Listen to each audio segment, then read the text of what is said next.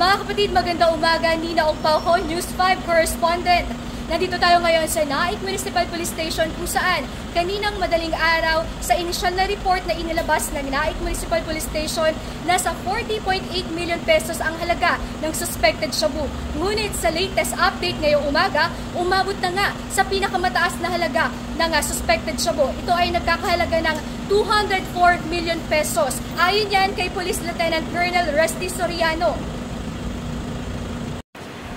Colonel Soriano, pwede pong ano po yung update natin? Kanina lamang po ay mababang halaga. Ngayon ay mas mataas na halaga ng suspected shabu ang merong tayo ngayon na total. So kanina, alas 4 madaling araw ay nasabi natin na yung suspected shabu ay nagkakahalaga ng 40 million pesos.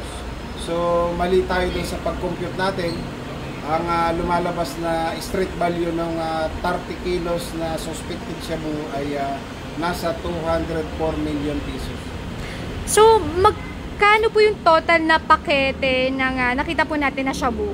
So, bali ang nakita natin doon sa loob ng malita, apan doon sa inventory kanina, bali may 30 piraso na pakete. So, yung isang pakete ay nagtitimbang siya ng 1 kilo.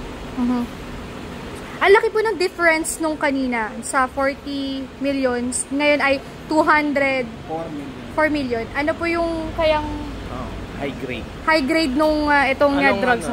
Bakit ngayon medyo mataas ng pinaka-stress? Okay lang.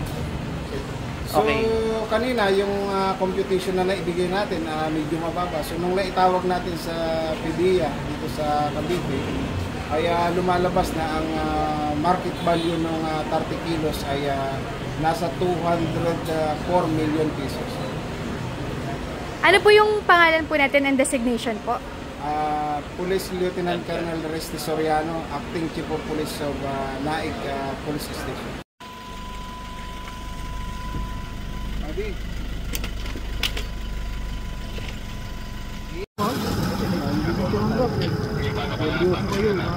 Hindi